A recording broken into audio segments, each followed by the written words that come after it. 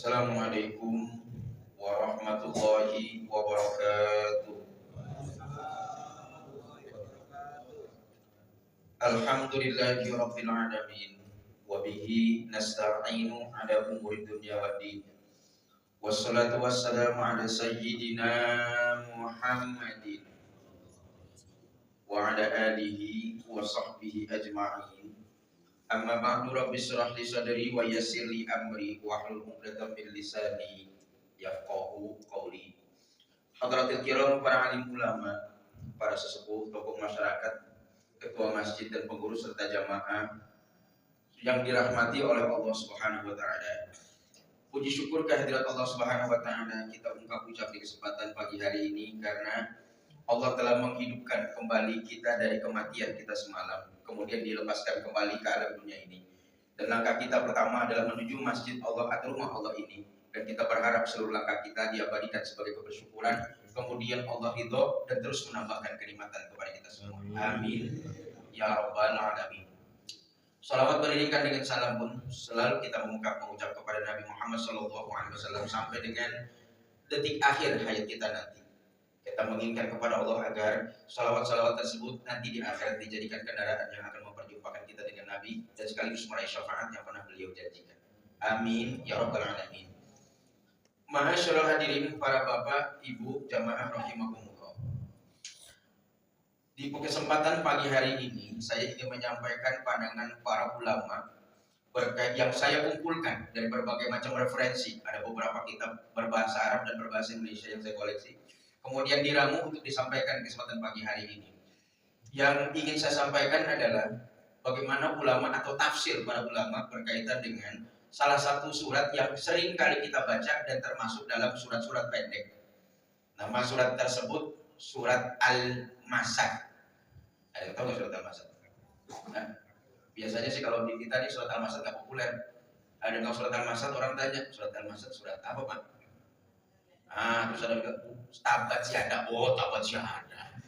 Karena kita lebih populer tabat syiada dibanding Al-Masad. Atau nama populer lainnya adalah surat Al-Lahab. Nah, saya ingin menyampaikan karena surat ini termasuk salah satu surat yang dihafal atau banyak kita menghafalnya. Nah, atas bagaimana pesan dan kesan yang ada dalam surat tersebut yang kemudian dipahami oleh para ulama sampai kepada kita ini.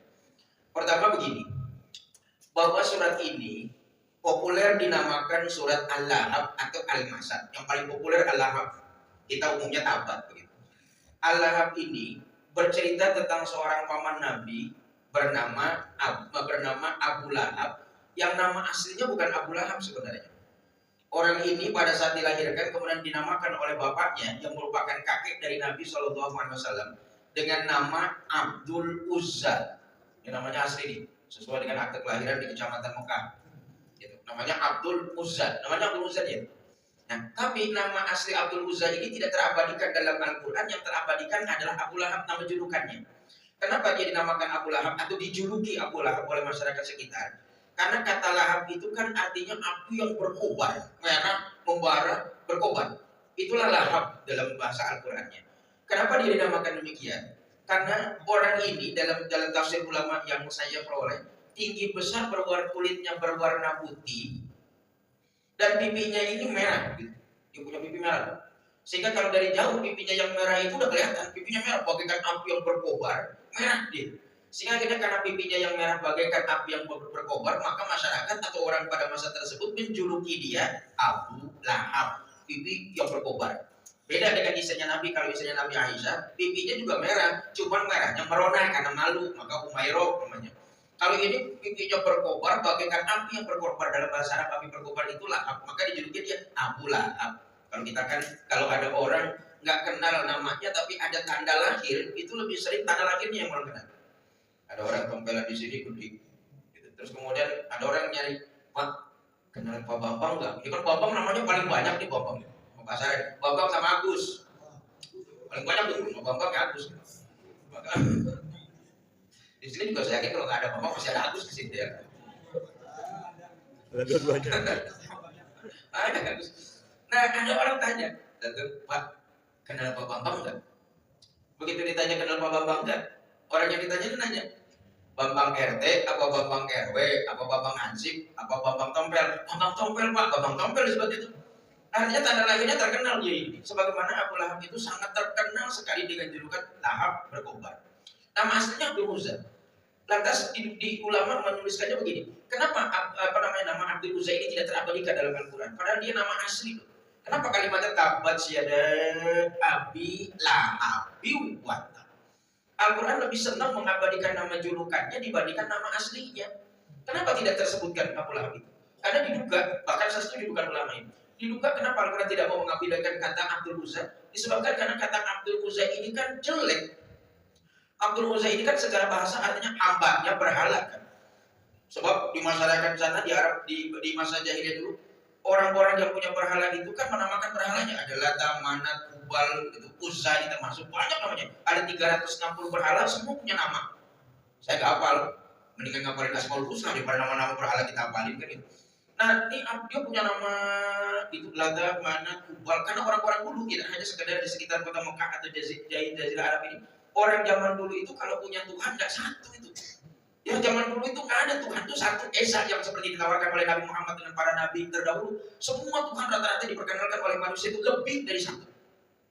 Arab punya 360 masa jahiliyah. Sampai 360 itu kenapa mereka punya sampai 360? Itu kan hitungannya satu hari satu Tuhan itu. Ya hari ini nyembah ini, besok nyembah ini, lusa nyembah ini. Disebabkan karena hitungan mereka setahun itu 360 hari. Sehingga kenapa jumlah berhalanya juga sampai 360? Karena Tuhannya 1, 2, 3, 4. Setiap hari dia ganti-ganti Tuhan gitu. Tuhan gelap, Tuhan terang, dan segala macamnya. Emang bahasa orang Arab saja yang punya Tuhan banyak? Dan orang Eropa juga begitu. Bukankah ada Apollo, ada Zeus, dan segala macamnya? Mereka banyak gitu. Termasuk kita juga dulu pernah punya dewa lebih dari satu. Kita dulu pernah punya dewa sampai 19 ya dulu. Ya, ada kita kan sekarang bubar dewanya itu. Gitu. Sampai ada dewa 19 gitu. Nah, Bapak jemaah yang dirahmati oleh Allah Subhanahu wa taala, Tuhannya banyak. Ya, enggak satu mereka itu. Maka kata Uzza adalah dewa paling terbesar atau berhala terbesar yang disenangi oleh masyarakat di situ. Sehingga kakeknya pun atau bapaknya pun menamakan Abdul Uzza, ada Abdullah, Abdul Muthalib. Nah ini Abdul Uzza, hambanya Uzza. Ini kan jelek nama ini. Maka Al-Quran tidak mau mengabadikan sesuatu yang jelek sepanjang masa. Tidak mau memperkenalkan sesuatu yang jelek. Maka kata Abdul Uzza itu ditutup dan tidak diperkenalkan. Lebih baik menggunakan nama yang lain dibandingkan nama asli. Sebab kalau ada nama asli masuk ke dalam Quran Abdul Uzza, tabat syada Abdul Uzza, maka Al-Quran telah mengabadikan sebuah berhala dari zaman dulu sampai dengan hari kiamat kelak nanti. Maka dipilihlah kata tabat syada abi lahab. Sehingga di situ Allah agama ini punya kesan melalui Al-Quran. Jangan mengabadikan nama-nama yang jelek di penegaran kita itu. Jangan. Ya.